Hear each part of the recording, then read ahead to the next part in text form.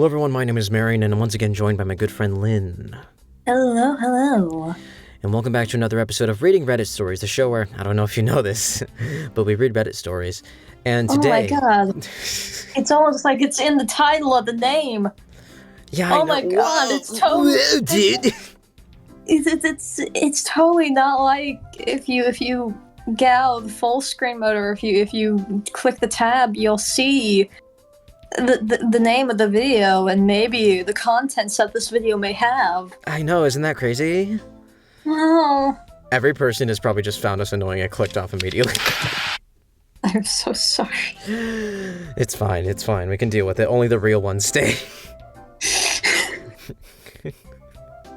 Anyways, so welcome back to another episode, and today is another special episode. Now, usually when it comes to these videos, now of course, the other week's video was the whole like lost episode video or whatever, which I liked, but today's episode is special because we're not focusing on a specific subreddit today, even though a lot of these stories come from a specific subreddit, but that's not the point. The point is we have a different topic for the video. Totally. Yeah, so... As long as it's not like last video. Yeah, no, I don't think I can do that again. Don't worry, it's not. But you're gonna be upset either way, because I'm gonna tell you the topic of this. So, here's the thing. Everybody knows the topic of this video by clicking on it, because you've read the title and everything, but Lynn does not know what this video is about. No, because sadly I'm in the loop until someone drags me by the scruff into the recording room, which is the floor of my room and Marion's closet. Pretty much. It's like an interdimensional portal. If I stick my hand through the closet, I can actually, like, grab something out of her room and then take it back to my place. That's how I get her fiberglass. Like, I eat Lynn's fiberglass in her wall sometimes. What? Imagine I just see a hand come out of my closet. It's like, this is what you've been doing this whole time? I just grab you by the fucking collar. God damn it, Mary! God damn it! But anyways, enough stalling. So, today's topic's not going to be on a specific subreddit like the other episodes. Today is going to be on a specific topic. And that topic is, of course, kitchen disasters. Ah, I see where we're going here. Now, Lynn, you know a little or two about kitchen disasters. Put up the photo of the potato. Yes, it just so happens that I am very, very knowledgeable about a lot of fuck-ups that shouldn't be a fuck-up. Yeah. So I see where this video is going now. Yeah, see, here's the thing. Last week's video that we recorded, which was the whole husband bullshit, Lynn was very upset by the end of it. So I was like, you know what, let's take it easy on her. But then I was like, she's still going to probably be a little upset. No, I don't think I'm upset by this, mainly because I am a good cook. I make good chicken alfredo and most different type of pastas. I'm really good at that. I make mean meatball subs. But there's always that one incident that'll happen. Yeah, in fact... I can't go a month without something happening. And because of that, that's why we're going to be reading some kitchen disasters. And stay tuned to the end of this video, because Lynn's going to be sharing some of her own kitchen disasters, if she wants to. Oh, lovely! If she wants to. She doesn't have to. Oh, yes, I'm going to. It wouldn't be good content if I didn't. That's true. Yeah, it's all about content. No fat! No fat! No fat! All right, yeah, so let's do it. Anyways, so let's get to this first story. Now, a lot of these stories come from r/today I fucked up. One of them is actually like a response to an Ask Reddit thing. And then the final one, I believe, comes from, well, r/today I fucked up. Technically, this is a Today I Fucked Up episode, but like, shh, don't say that out loud. Actually, you know what? Yeah, every episode ends up being an I fucked up episode. Yeah. Whether it's on our behalf or their behalf. I guess that's true. Then, yeah, here, how about this? Future Marion, retcon this episode to be r/today I fucked up kitchen disasters, even though you used a thumbnail. You know what? No, I'll set the potato as the thumbnail for this episode. I'll actually do that. But, so yeah, pretty much all of these. Yeah. My potato's gonna be on the internet. It is. But yeah, so pretty much all of these come from r/today I fucked up, except for one of them. So let's get to it. So like I said, this first one comes from r/today I fucked up. And this one is called Today I fucked up by not understanding what indirect heat means.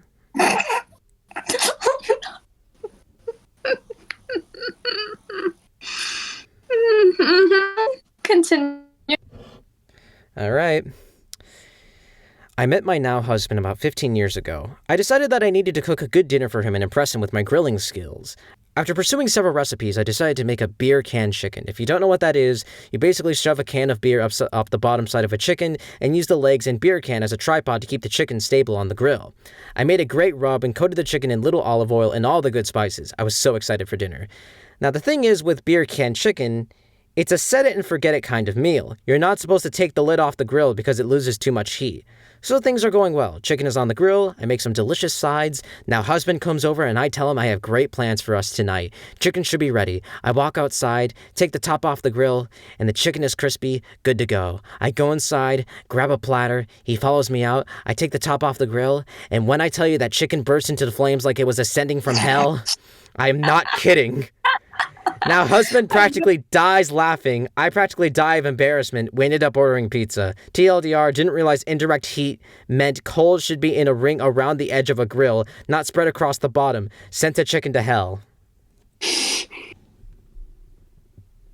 would have been better if it was a turkey. Would it have been? It would have. I've never told you all the fuck ups my mom has made with turkeys, have I? No, actually, you have not. Something to look forward to. Oh, boy. But, so first of all, I've never heard of beer can chicken. Is that like a southern thing? That sounds like a very southern thing, to be honest. I think it is. I've heard of it, but I never really understood it. I've never heard someone explain it, but I have heard of it. I'm pretty sure my mother has too. Now, if there's one thing I can safely say right now is I am never going to touch a grill. That can be my mom's expertise, not mine. Nah. Because if I don't end up blowing something up, the thing I'm cooking will. I guess you're right. Honestly, like, I've cooked with the grill before with my dad, and honestly, it's fucking terrifying. The coal ones aren't that bad because it's coal. You can just dump water on it and it's fine. It's the propane ones that terrify me. Yes. Like, okay, here's the I understand my mom's hatred of electric stoves. I do prefer gas because it's easier to cook with and control. But also... It's more likely for me. Okay, I can't even say that because I fucked up with electric fucking oven. So, mother gods. Let's continue before I fall into hysteria. Well, anyways, but I don't know. Yeah, like, so I don't know too much about cooking too well. I just cook the basic necessities that I need for my nutrients, I guess, if you will. This isn't something that I would ever want to make, nor would I ever really want to make something on a grill too much. But with that all being said... Like, you tried. Yes. And at least you didn't set your house on fire. Well... Yeah. At least you didn't set the inside of your house on fire. I guess that's true. But yeah, so I do know what indirect heat means. I know that you're supposed to set the coals in a certain way. I learned that because of an Alton Brown video where he made a grilled cheese. Maybe I'll show you that later. It's actually a pretty fun video. I actually really like that video. Yeah. Like, here's the thing. I'm not an expert chef or anything. My mom had a bakery and... Thank you. Fuck. Oh god, that sounds so mean on my behalf. I literally just cut you off with the most snide comment. I'm the bad guy in this situation. I'm the asshole. Whatever. Anyway, to give some context on my behalf, I do know enough food that I could theoretically for culinary, but at the same time, I'd be a danger to everyone in the class. So most of the stuff I'm pretty sure I will know. Saying that I somehow knew about the beer can chicken. I'm surprised very confident. That. I'm not seeing my father's side of things, but yeah. My mother was a baker. She worked at a restaurant, I think, at one point, and a bar. So... She's a really good at what she does. She makes some mean blondies. Anyway. Yeah. What's a blondie? It's a vanilla brownie. Oh, nice. Anyway, yeah, let's continue now as we have that under wrap. Yeah, you see, when I hear Blondie, I think of that one song. It's like, call me, blah, blah. Yeah, no, a blondie is just basically a vanilla brownie almost. I don't really know how else to describe it, but she also made some really great gluten-free, dairy-free banana chocolate chip muffins with a cinnamon crumble. What was her red velvet cake like? I never got a chance to have a red velvet cake. Damn it. But she did make a very realistic turtle cake once. That's awesome. Yeah. Holy shit. But, yeah, so for those, indirect heat means away from the coals. You got to set the coals either in a ring or to one side, and then the other side is indirect heat. I learned that because, like I said, the Elton Brown video. But, yeah. I don't know if it's just self-explanatory to me, but I figured that, too. Yeah. So, yeah, let's move on to the next story. So this next one, of course, comes from r/today I fucked up. And this one, I'm going to be honest, this one is a doozy, but just because I feel so bad for this guy. Oh, no. This one is called, Today I Fucked Up by Trying to Impress a Girl with My Amazing Cooking Skills. Okay, at that sentence alone, you should have just went out for takeout, man. Yeah. Alright, let's get to it. So, this happened last night, and I'm still cringing at the thought of it. There's this girl I've been crushing on for a while now, and I finally managed to grow a pair and ask her out. She said yes, and I decided to invite her over for my place for dinner. I thought, hey, I can cook a decent meal, and chicks dig guys who can cook, right? Oh boy, how wrong I was.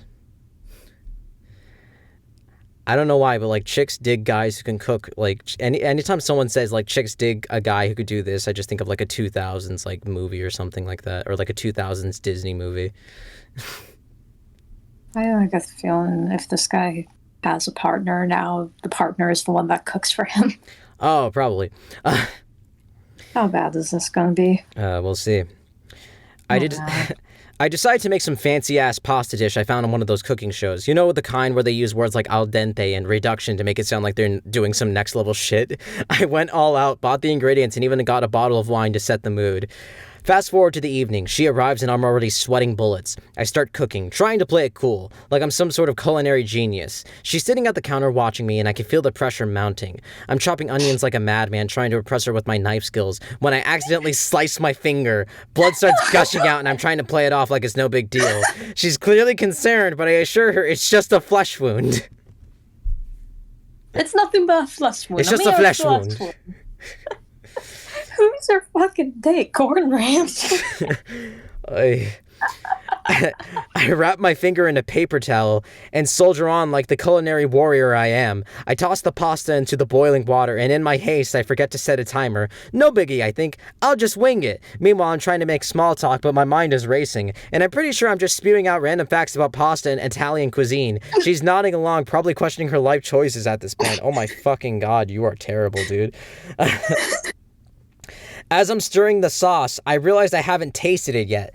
I grabbed a spoon, take a taste, and it's saltier than the Dead Sea. I must have mistaken the salt container for the sugar one in my nervous state. Panicking, I remember reading somewhere that adding a potato can help absorb the excess salt. So I grab a potato, peel it, and chuck it into the sauce like it's some sort of magical salt-absorbing grenade. I finally decide to check on the pasta, and it's turned into a mushy, overcooked mess.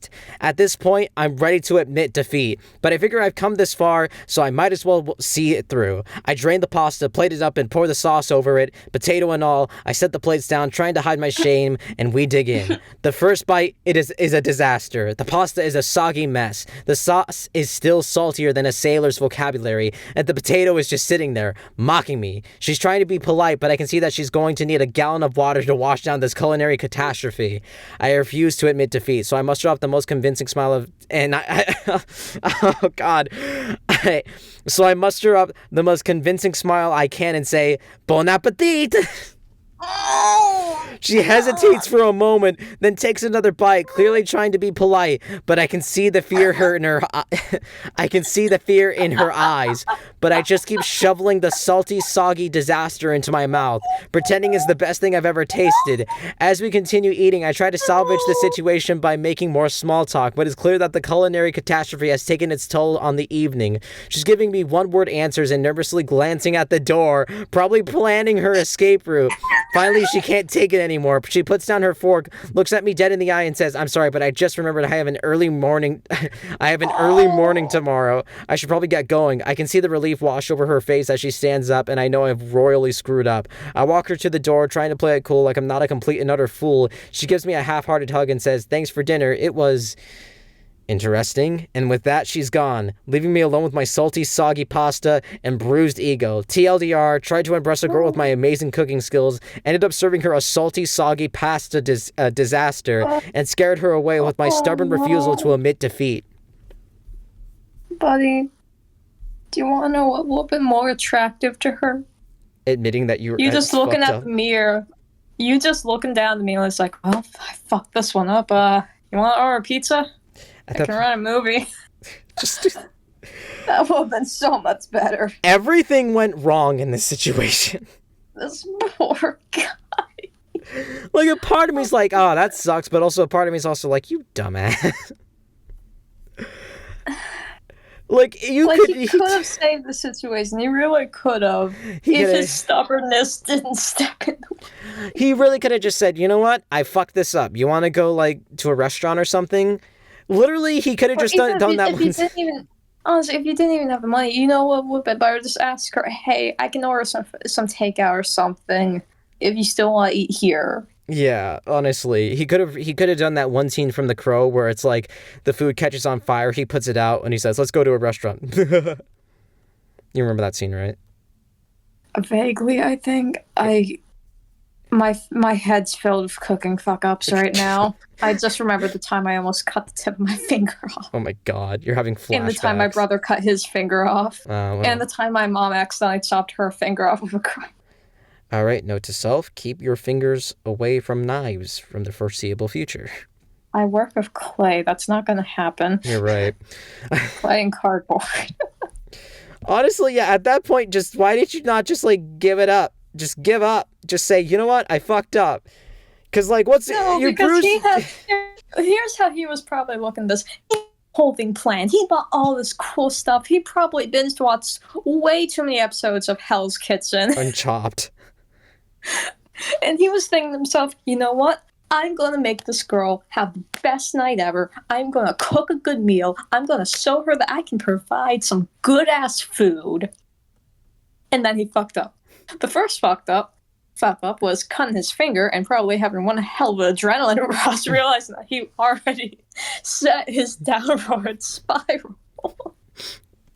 The next fuck up was putting the pasta on without a timer. The second fuck up was putting way too much salt into spaghetti sauce, which, by the way, yes, you do want to put a little sugar in there because it's actually a better substitute for the salt, but you still, either way, you don't want to drench the damn thing. Sugar. Oh, honey, honey, bum, bum, bum, bum. No, you're not supposed to put sugar in spaghetti. I know that. No, spaghetti sauce. Yeah, you don't meat sauce, like the red sauce. Yeah, you put a little sugar in there to add flavor and stuff. Maybe I should stop listening to my cousin for that. No, he'd probably comment and be like, "Shut the fuck up." It's a recipe my mom used and her mother used. It's a family thing on my side, but yeah. Yeah, but. Everything went wrong, but here's the thing: his ego. If anything, he made himself. His ego was even worse by making her eat this shit. He could have very easily saved the situation by being like, you know what?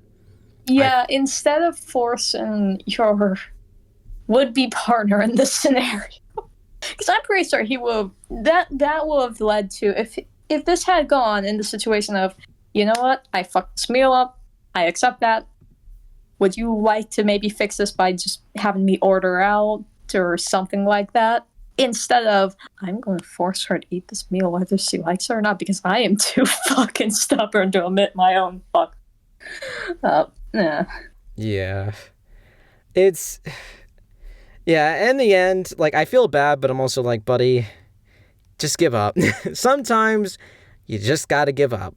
You know, just And give up. honestly, I don't know if this is just my standpoint. I think it would have been much more attractive if you would just admitted your own defeat.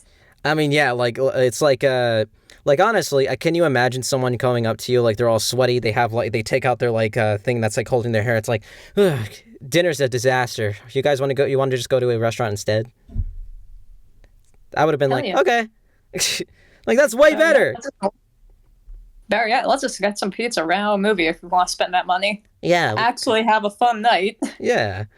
Okay, can I just say, I imagine like while reading the story, he had like the Italian mustache and had like the chef's hat on and everything while everything was just going wrong. Oh my god, the fucking Bon Appetit. Bon appetit! I'm sorry, I will just. Oh yeah, the bon appetit. At that point, I just will have just fucking lost. if he had said that to me, I would. I will have just go up and left. I would have just been like, "Go fuck yourself. You're done. You are done." It's one thing to have to accept. It's one thing to have a successful meal and be so proud of yourself. You just have to say that cringy thing. But to force her to eat something that is so fucking. It's saltier than the damn ocean. That's just. And then to say, bon appetit. Okay, you know what? I need to go. You might as well I need to go. You know. You might as well just And like also, served you her a should slab probably of go to garbage. the hospital for that cut. Yeah, you might as well have just served her a slab of garbage and said bon appetit at that point. Ah, God. Oh, a fucking bone. Bon appetit. I don't. All right. This poor woman managed to sit through hell. Oh, dude. Here's the thing. I can only imagine what was going through her mind at that point of just like, this is the worst thing I've ever tasted. What do I do? What's a good excuse I can come up with? My friend's calling me. No, he would know that. Oh, I could say that I have to get up early tomorrow. I can just imagine the beginning half of that. It's just like, does he know how salty this is? Oh my god, he's gonna notice eventually, right? He's not bon appetit. Oh fuck, he thinks it's good. Yeah. Oy. All right, let's move on to the next story. So this next one comes from r/ask Reddit actually, and it's the question of what is your worst cooking disaster? And this person sent this reply, and I would like to read it. I said it like as if I'm presenting this to the class. I guess I am presenting this to a class. It's like what, like. How many people watch these videos? Like 400 people? I'm not sure. All right. So let's get to it. One of my worst cooking disasters happened a few years ago when I decided to make a fancy dinner for some friends. I had recently bought a new recipe book and found an elaborate dish that combined seafood with a delicate cream sauce, served over homemade pasta. It seemed like a challenge, but I was excited to impress everyone with my culinary skills. Already a bad start. The trouble started with the homemade pasta. I had never made pasta from scratch before. And that's where you stop and say, I need to choose something else. Or you know what? Just get pre-made pasta. Get regular pasta from the store. You don't need to impress anybody. No. As long as you can take care of yourself, you have no one to impress. Yeah.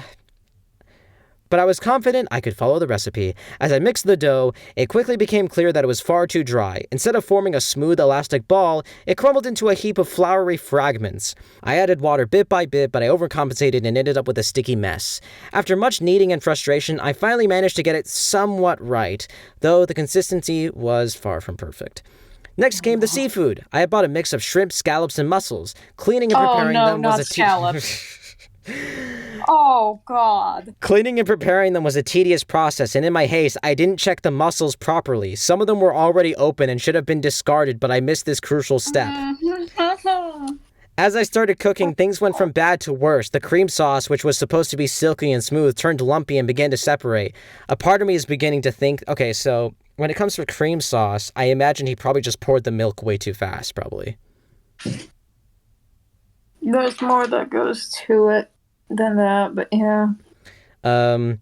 I tried to salvage it by whisking vigorously, but it only made things... Yeah, I was going to say, it just is probably going to make things worse. Meanwhile, the mussels began to open, releasing an overpowering fishy smell that quickly filled the kitchen.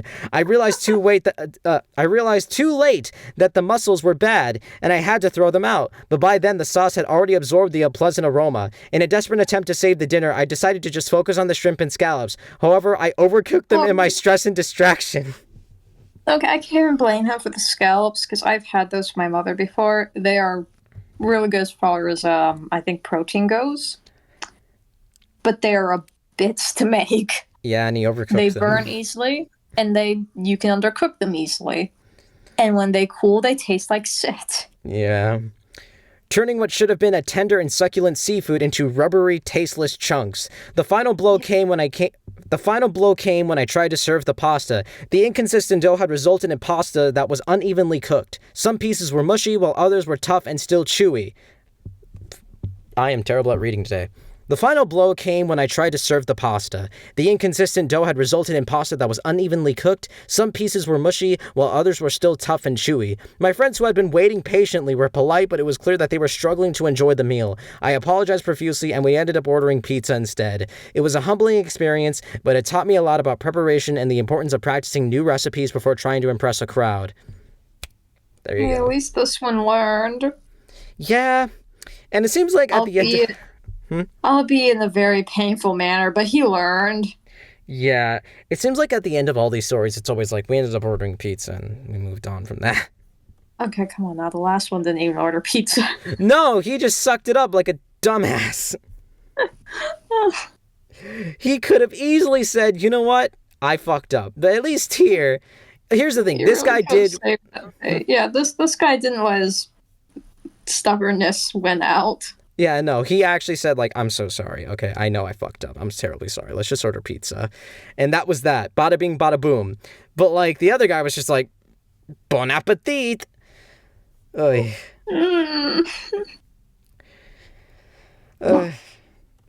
my dog wasn't like this.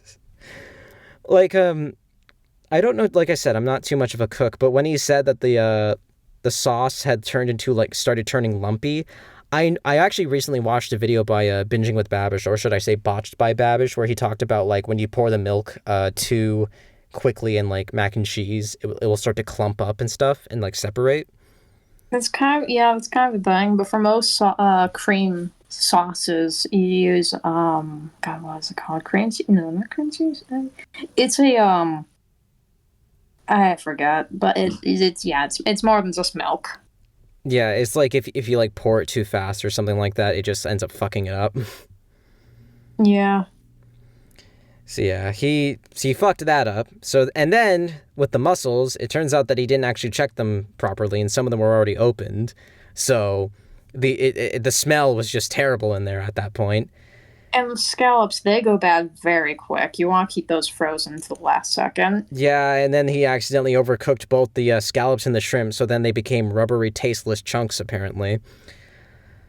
Which I can vouch for. It was a bits to cook scallops when my mom got them.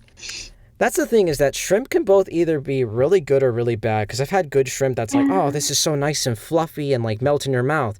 And then times where I've eaten it and been like, this is just chewy nothingness. I hate it. Yeah, I can't say much because most things to me make me sick. But like, I've never had shrimp before. I will say that I've had scallops, tuna, salmon, you name it. Not shrimp or squid.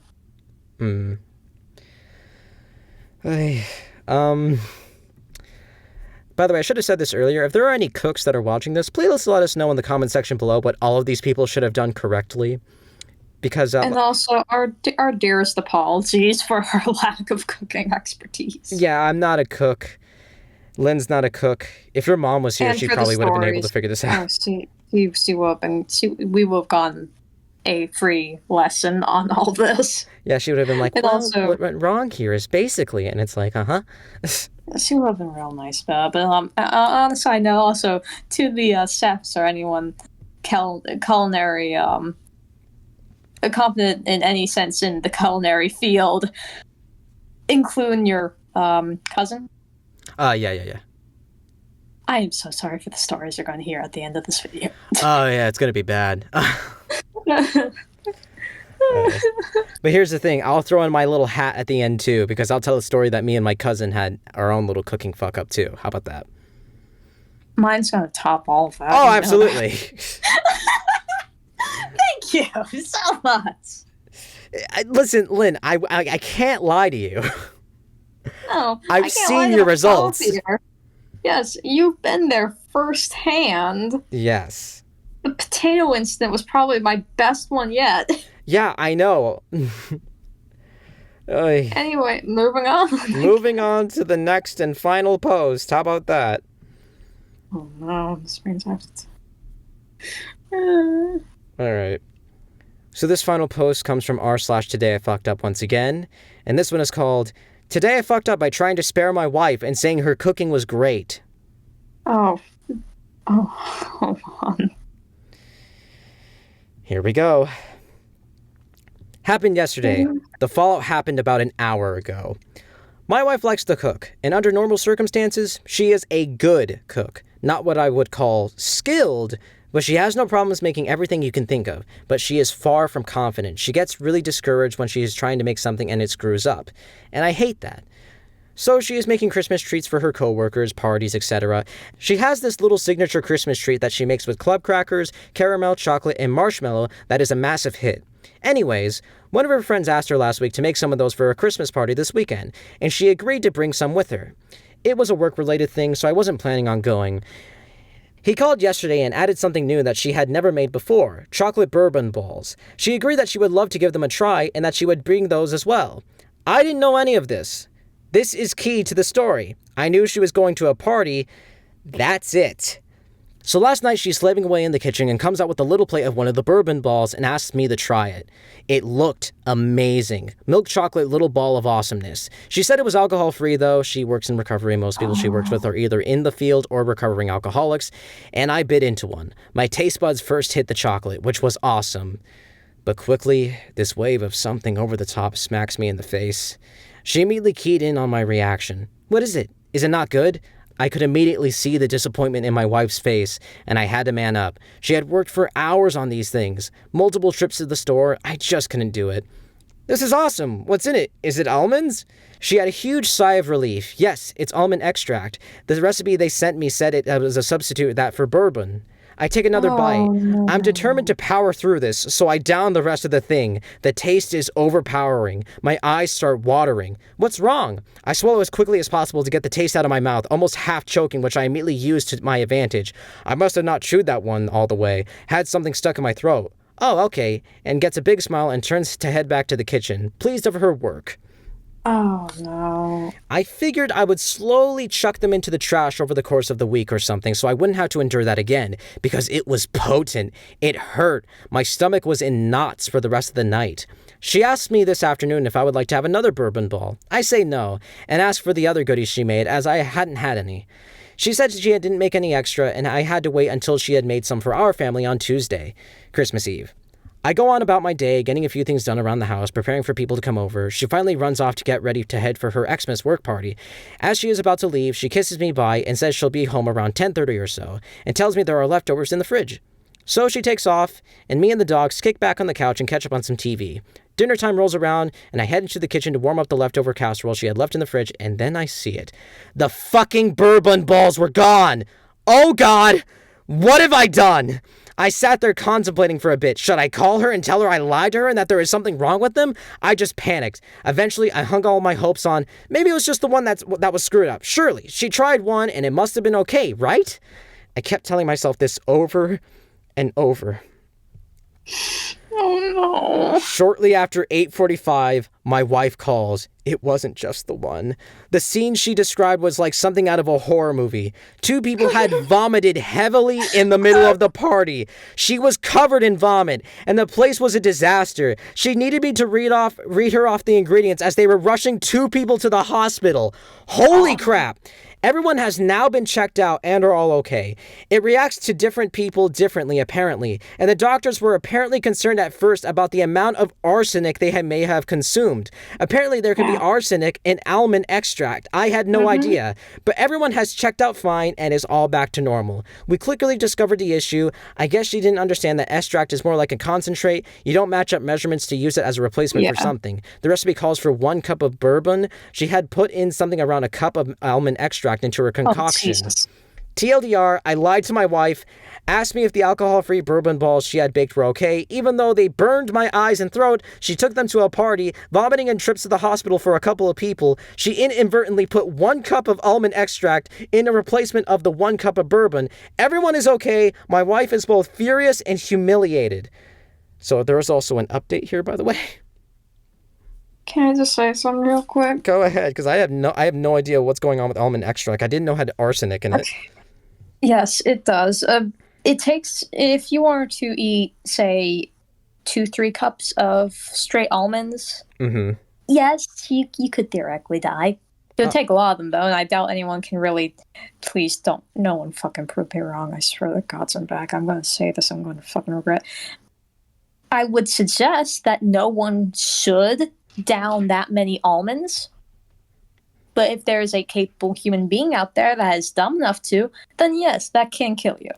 I like how you're addressing this to everyone else, but it's clearly obvious you're addressing this to me. But the problem is I don't really like almonds, to be honest. I know, but you also send me pictures of fucking fist gravel you put in tanks, saying stuff like, yum, this looks good. It does. The audience knows who I'm referring to. Anyway. But, as someone as daughter of a baker who used to run a gluten-free, dairy-free bakery, and vegan and just about any compensation you need, make their baked goods fucking great, mind you. She had a great bakery. Yeah, there are ways you can replace certain ingredients. Now, I'm not too familiar with bourbon balls or whatever they are, but I know that you use alcohol for them. The extract for alcohol, or the replacement you should be using for that, I don't think is almonds, and if it is, or the almond extract, but if it is, you use a small amount because extract is more concentrated. It is basically like a I don't know how to explain it, but it's stronger than the actual stuff itself because it's, extract. Yeah.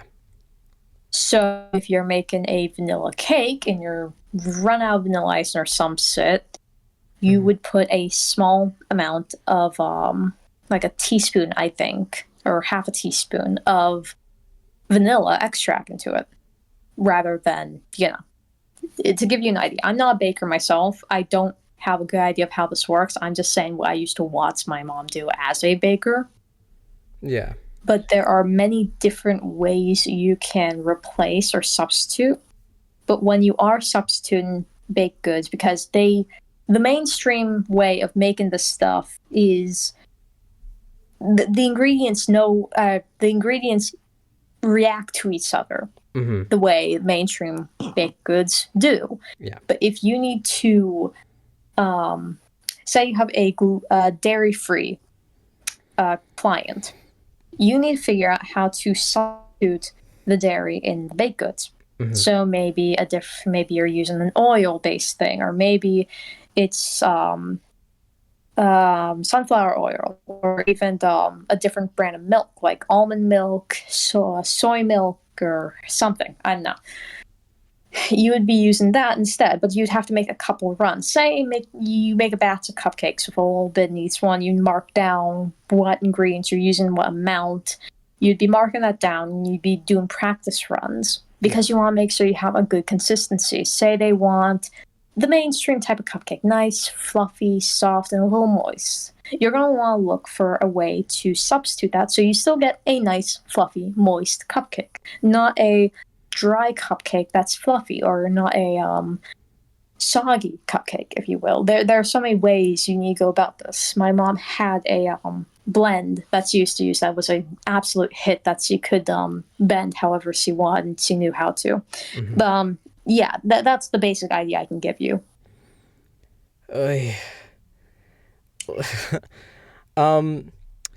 So with that all being said, several people were sent to the hospital. Yes, because she used what was a cup of fucking almond extract. Yeah. There's a reason when you get extract of any kind, you're getting a small fucking amount. I know, because I know, like, vanilla extract, like, it smells great, but I know it tastes disgusting because I've tasted it before. Oh yes, I've made I like making brownie mix with a little bit of it in there because it adds a little flavor to it. Mm-hmm. But you don't overuse that shit. Yeah. It's strong. It's potent. Hell, my mom still has extract from her bacon days, and I saw some mint in there that I was dying to mess around with. But yeah. Speaking of that, did I ever tell you that me and my cousin also ate, like, a spoonful of concentrated Hershey's, like, chocolate powder, like both of us did? It's not gonna taste good. Oh, we knew. Oh, God. Yeah, we both took like, I did it first, and my entire mouth just dried up, and I realized I should have put more spit in my mouth. We spat it into the sink, and I was like, oh my God. And then he did it, and I saw his face immediately just go like, It's like that lemon meme. Yeah, pretty much. So yeah, by the end of it, we both were coughing, and I was like, I could still feel it in my lungs. You know, there's some days I think I'm the biggest idiot in the world, but then I realized I was blessed to have a baker as a mom. Yeah, and a doctor. Oh yeah, fair enough. Fair enough. So, like I said, we do have a small update here. To answer a couple of massively repeated questions. 1. She intentionally purchased alcohol-free extract. It's a thing. 2. She didn't try them because she hates bourbon, and she didn't think she would like them regardless. I love it, which is why she had me taste them, which is why this is my fuck-up, and not posted in, today my wife fucked up. I don't think that exists. That exists. I sadly think it does somewhere, but, yeah, no, it is still your fuck-up because, yeah. We had a long talk. We've been married for almost 15 years, so this is something we've learned to do as well. I can honestly say I've never done this before. I've never disliked anything she made, ever. I've suggested ways to improve some things in the past, add salt here, try this, etc., but I've honestly never had this issue. There is nothing else my wife makes that I will not eat. I've agreed to never let this happen again, and she's agreed to grow a thicker skin about her cooking. We came out better from this experience, so it's a positive. 4. She did tell me cyanide, not arsenic. I just remembered poison and thought that was what she had told me. There was a doctor at this party, several actually, that once were told what had happened, knew that there may be an issue, which is why they rushed those people to the hospital. They clearly said it was just precautionary, and had they not had the horrific reactions some had, they wouldn't have been terribly concerned, as each one of those balls would have been far from any sort of lethal dose. Wait a minute, but didn't he say she used a cup or something? Yeah, she used a cup of almond extract. That should be enough to make someone sick, and also, yeah. Well, yes, it made them sick, but I don't think it's gonna kill them. Yeah, sick as hell. It depends if someone has an allergy or something. Yes. And also, yeah, it is cyanide, not what did he say? Cyanide, not arsenic. Cyanide, yeah, cyanide, not arsenic. My bad, I got that confused.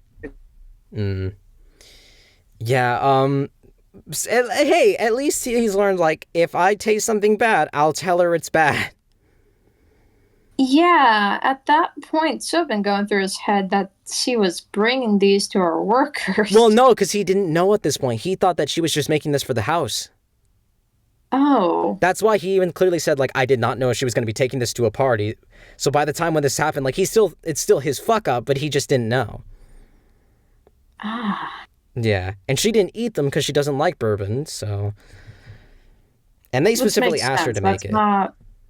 Yeah, and that's not her fault that she didn't taste them, because there's some people that can't taste their own cooking sometimes. Yeah, so... In general, if you don't like something, you're going to have a biased reaction to it. Yeah, so, all in all, like it is his fuck up, and she fucked up. Like, they both fucked up in this situation, but when it comes down to it, like... It wasn't exactly one person's fault here, if anything. It wasn't like as if, like, I don't know how to explain it. It wasn't like as if it was directly his fault for these people getting sick at that party, you know? Mhm. But, Yeah. you know, so. Like, Sisu have been more open with what was going on. Sisu have told him that she was making extra for a party and that was the thing she was going with. Mm-hmm. And quite frankly, he should have said, hey, you know, these do not taste good. Yeah. But, oh well, hey, but at least those people didn't die, so. Yeah. But, so that was the final story for this episode, but now Lynn's going to share some of her stories. How about this? We'll actually go back and forth. You tell a story, then I tell a story, and then you finish it off with another story. So, how about that?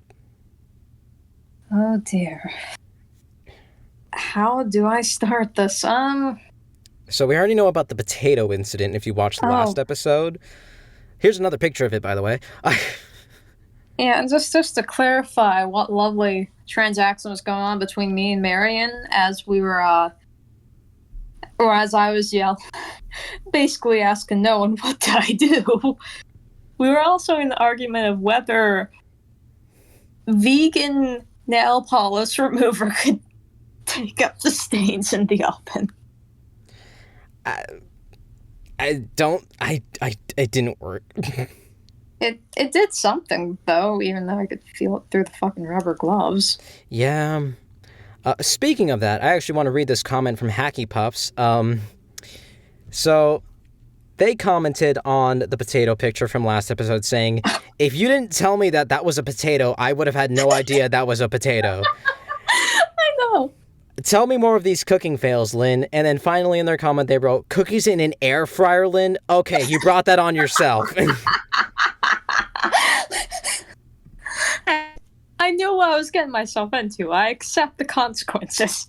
All right, well, you know what? The potato thing was truly an accident, though. All right, well, you go on ahead and you explain. How about this? Because of that, what would you say is the story that you would like to share first? How about that? I think I'll go for one of the first ones that at least affected me for a couple of years after. Pancakes? Or at least a couple of years till I actually moved out of that neighborhood. Okay. Yes, the pancake incident. Right. So, this goes back when I believe I was like 12. Mm-hmm. And my grandfather just taught me how to make pancakes. Mm-hmm. Mind you, we had an electric stove. I blame this on the electric stove. All right. I put all my blame into that, and also my grandfather's lack of a hearing aid. Because he didn't hear his phone go off. But to get into that, we had one of those fancy-smancy alarm systems that would immediately contact the authorities, and then they'd contact us, be like, hey, everything okay? We'd give them some sort of safe code, and then they would be like, okay, yeah, cool, we'll call off whatever, yeah. It was one of those fancy things. Yeah. So, I am making pancakes for dinner because, yum, 12-year-old me thought that was a good idea. And I put butter on the pan to let, grease up, and apparently the pan was too hot. So I was putting the mix on in hope that the steam or the smoke would go away because the pancake mix. Mm-hmm. The alarm goes off. I panic, leave the stove for a brief second, turn it off, run back. That's pretty much self-explanatory. So after I get that taken care of, I somehow have burned undercooked pancakes. And my grandfather missed the call from the company, which I had been checking on and be like, hey, did they call you? And he's like, what do you mean did they call? I told him, I'm talking about the alarm system, the alarm system company, those guys. Oh, they won't do that. We're not joking. 2 seconds later, I heard the fucking 2 fire trucks came down the street. Mind you, this is one of those small neighborhoods, small, quiet neighborhoods, the type you get sugar from your neighbor if you need it. Sugar, bum, bum, bum. The type of neighborhood where you don't let your windows go dirty if you're going to smack talk someone. Yeah. The type of neighborhood where Billy's mom knows Timmy's mom, and Timmy's mom knows Billy's friend's mom. And there's So a person named fire- Billy and Timmy. No, but anyway, that was made up. But 2 fire trucks, 1 police car, full of sirens come zooming through. Mind you, this neighborhood, there's not much crime, so they were instant to do this. I run up to my room and hide under the bed after turning the stove off. And from that day forward, the neighbors knew me as the Pancake Girl. Well, then. This went on until I was 16. We had to move. Ouch. Now, the move wasn't because of the Pancake Girl thing, but I didn't catch any slack. Imagine if I went back a year later for a because my mom babysit one of their kids, and he was having a graduation party or something, or a pre-college party. Mm-hmm. And we went back, and the guy, the guy's the kid's or soon the adults technically, the party boy's grandfather looks at me. He's like, "Hey, it's the Pancake Girl." Fuck. So, I was forever known as the Pancake Girl there. Linn Fox 42's big move. God damn, I should name myself Pancake Girl. No. Oh, son of a bitch. All because I 2. didn't even burn them. I didn't even fuck up those pancakes properly. I fucked up fucking up those pancakes because it was burnt and undercooked. It was just all sorts of fucked up. And then the fire department came. Two trucks. 2 trucks. That's how little crime went on in that neighborhood. That's why everyone knew. Oh, God. All right. So, to balance that out, I'm going to tell one of my cooking fails that my cousin was there for, and he's probably watching this too. So, basically, this happened probably like a few months ago or so, and I did tell you about this the day that it happened, I believe, maybe. So, me and my cousin were at my Thea's place, and we were going to make cookies, because who doesn't love a good cookie, right, Lynn? Yeah, especially an air-fried one. That's going to be the next story, I have a feeling. Oh, God. So here's the thing. My cousin is he knows how to cook. His dad was a chef. He taught him all his ways. And my cousin, he even has cookbooks that he takes the recipes out of. He modifies them to make them better in his own way. He's actually really good at cooking. He made pizza one time that actually tasted like real pizza. So he's good at what he does. This was not one of his best culinary escapades, wait but a minute. I think you sent me a picture of it. No, I sent you a picture of the other thing, which we'll get to. So, we go to make the cookies.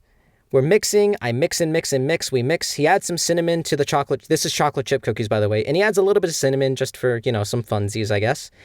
Oh, yeah, I love that. So he mixes them in, and he goes to immediately put them onto the cookie sheet. And I'm like, hey, shouldn't we, put these in, the fridge or, the freezer for a little bit before we actually bake them? And he's just like, nah, it'll be fine. So he doesn't talk like that, but he was like, it'll be fine. Who cares? And so he puts them onto the cookie sheet, and then we put them in the oven, and we wait. And so we wait for a good while, and eventually when they're supposed to be done, we pull them out, and I pull them off the cookie sheet, and it flops like a pancake. Oh. It starts to it just I take a bite and I'm just like, okay, I don't know how to explain. Okay, I'm going to say this the most cringy way possible. So for those out there who drink protein shakes, when you have a protein shake that's a little earthy tasting, the powder didn't really mix in together all the way, That's essentially what that cookie tasted like. It was both moist and powder crumbly. It's so hard to explain. And I'm just like, you might want to taste this real quick. And so he goes to taste it and he's like, I see. And I'm like, he's like, I think these are a little undercooked. Let's put them back in the oven. And I was like, okay. So we put them back in the oven and we wait a little while longer and we pull them back out and I taste it again and I'm like, I think it's worse. And so he's like, shit, okay. So immediately we pull. So then I think like, hey, I tell him like, either I tell him or he tells me like, hey, you know what? Maybe they'll cool down and they'll like, they'll stiffen up, because at this point they are literally like, you can like bend it and it wouldn't even like crack open, So we start putting them on like a wire rack, and he's like, yeah, as long as they don't bend, we'll be fine. And I immediately look back on that wire rack where the cookies are, and I'm like, dude, and he's like, what? And he's like, oh, fuck. And they're just like bending on the wire rack. It was so bad. So immediately I was like, okay, you know what? Never mind. So we take the rest of the mix and we put it in the fridge. So that way we can try again tomorrow. And so he ends up making me tea, which I absolutely despise tea. But he tells me to drink it so that way it can like settle my stomach, just in case like those cookies were like to mess up my stomach, if you will. And then after that, I'm like, you know what? Yeah, and I'm like, you know what? Let's just make some popcorn. How about that? So we grabbed some popcorn from the pantry. It expired over a year ago. But I'm just like, you know what? Fuck it. I don't care anymore. I just want a snack. So we put it into the microwave, and we burnt the popcorn. I feel like you actually showed me that one. Yeah, I did. And then we burnt it a second time, because we made 2 bags. So we fucked up the cookies, we fucked up the popcorn, but you know what? I remember eating the popcorn and saying, you know what? I don't care. I like burnt popcorn. It's fine. And continuing on with my day. Or my night, I should say. This was actually like around 11 o'clock at night. Oh, dear. And so that's what happened to me and my cousin with the cookies. The next day, we ended up making the cookies again, and surprise, surprise, they ended up turning out good. You know why? Because we put them in the freezer. Yeah. For once, I was correct.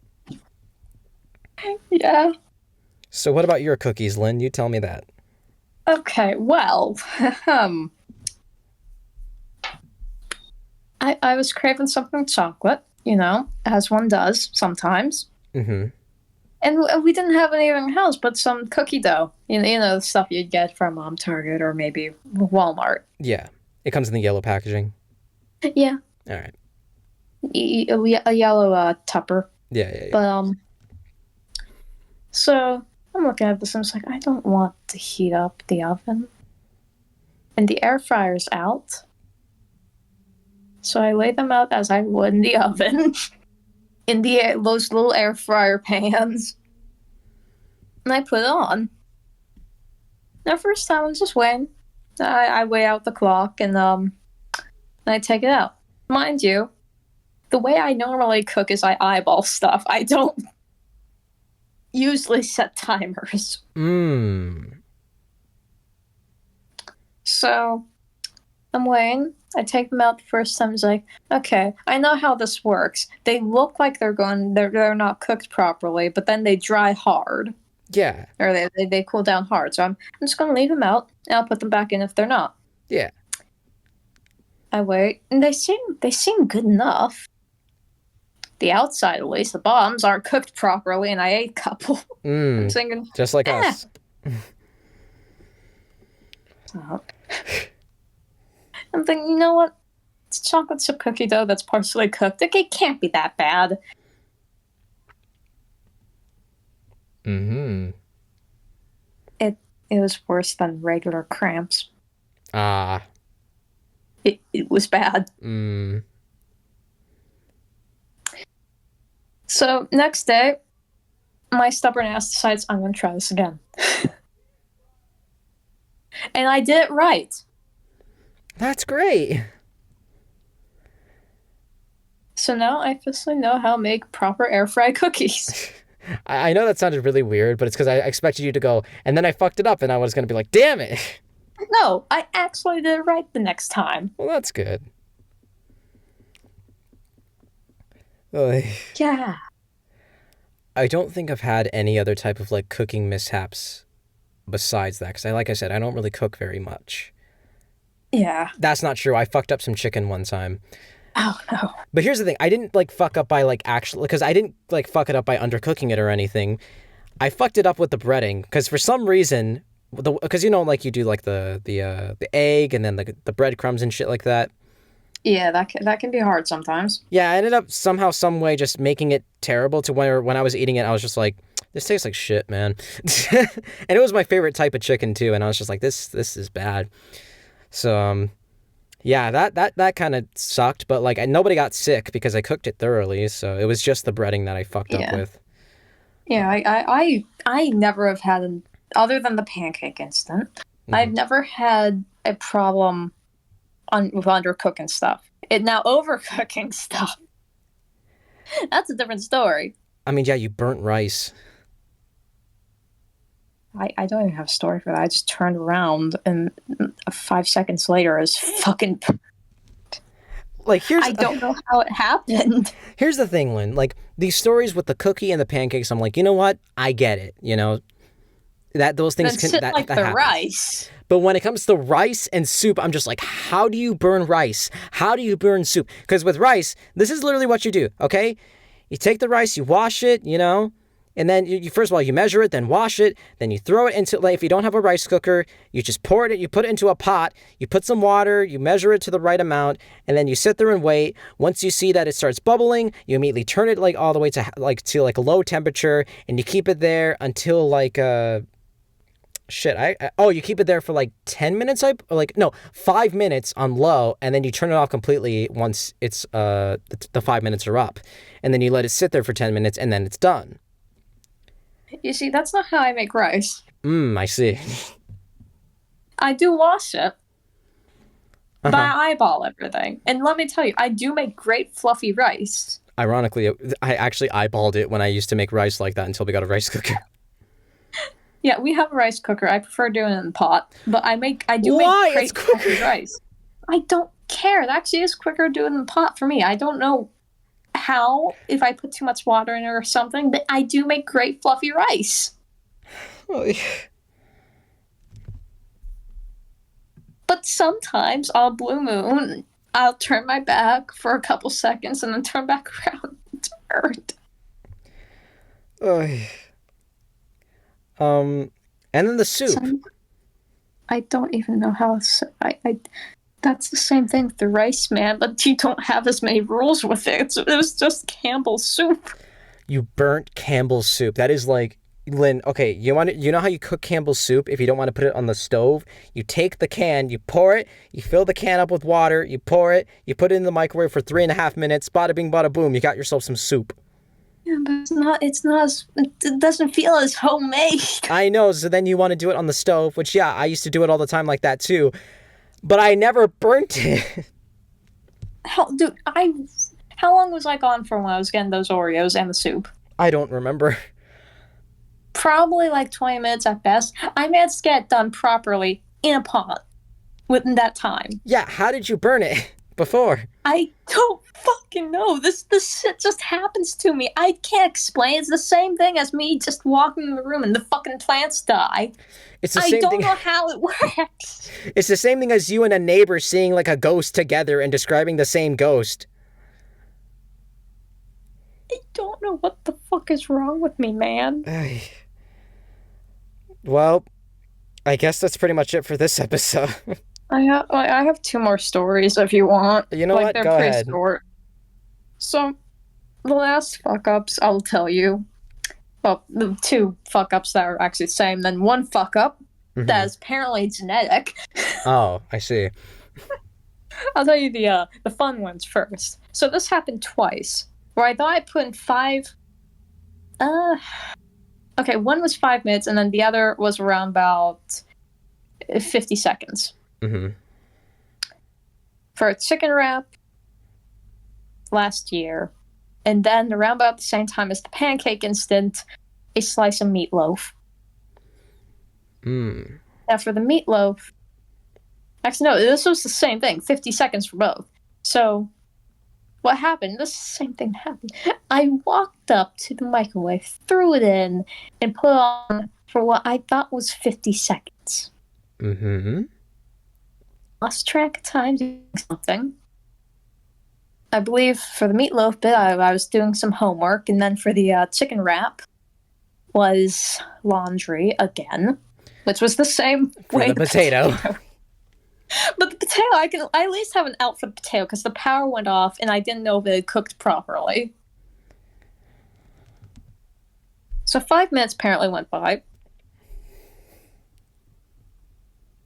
Now, for the meatloaf situation, it was just a cinder. It looked like the potato. Yeah.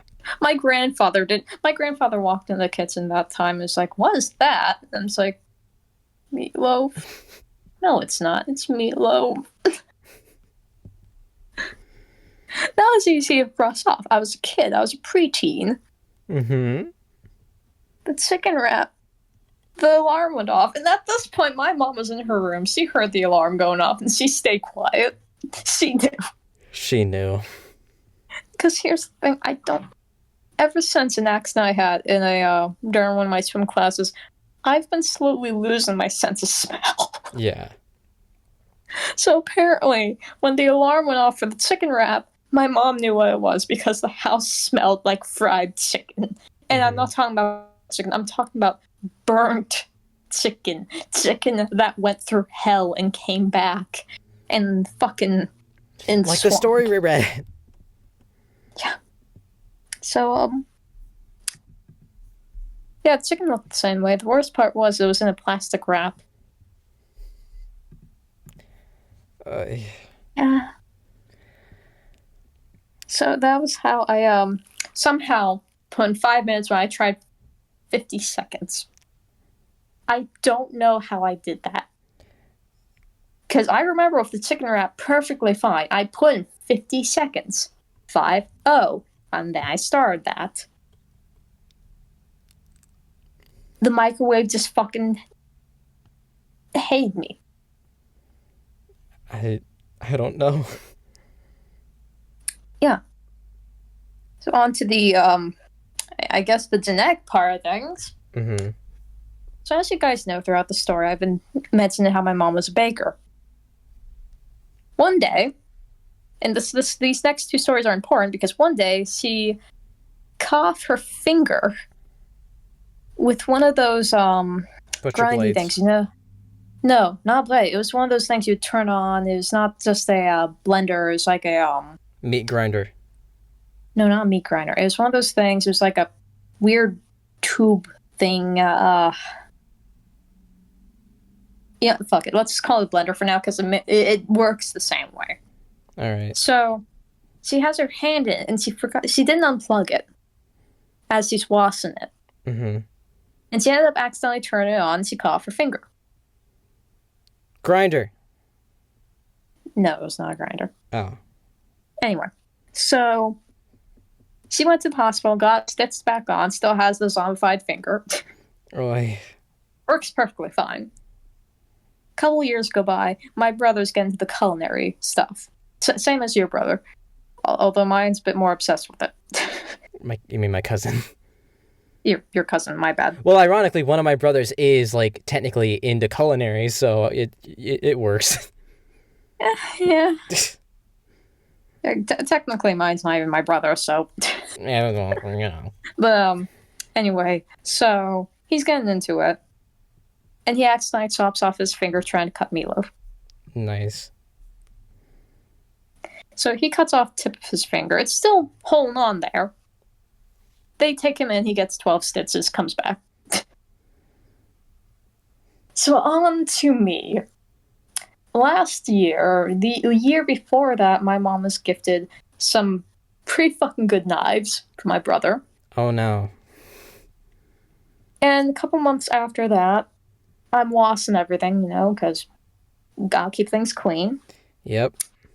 And I'm doing it the way he told me to, with a towel. Making sure I keep it away from the sharp part. Yeah. Blade. So as I'm moving it away, it cuts through the damn towel and slips apart my finger along the nail. Ow. If it wasn't for my nail, I would have cut off the tip of my finger.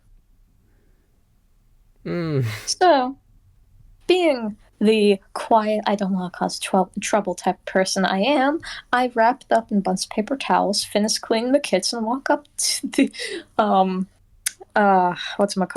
the bathroom and get the first aid kit and wrap my finger up. Yeah. Rest of the day, my mom's at work. Everything's perfectly fine. I take a couple of leave or Tylenol. And, yeah, she comes home. Nothing of it, because usually I have Band-Aids on my fingers. But, a couple days go by and she notices that the Band-Aid's still there and it has an odd amount of blood on it. Wait, a couple days ago? No, a couple days go by. Oh, okay. And she notices that there's a fair bit of blood on it. Still. Yes. And I haven't changed it recently. So she looks at me, she's like, "Hun, what happened there?" Because usually I work with clay, I work with stuff. I'm a bit of a klutz, so I usually end up stuff on my fingers, cuts and stuff. But, yeah. So I look at her and was like, "So, you know those knives my brother got you?" And she looks at me and she's like, "Hun, how bad is it?" Because the entire time after my brother got his finger almost cut off, there was this ongoing joke that I was the next up for the chopping block. It was destiny.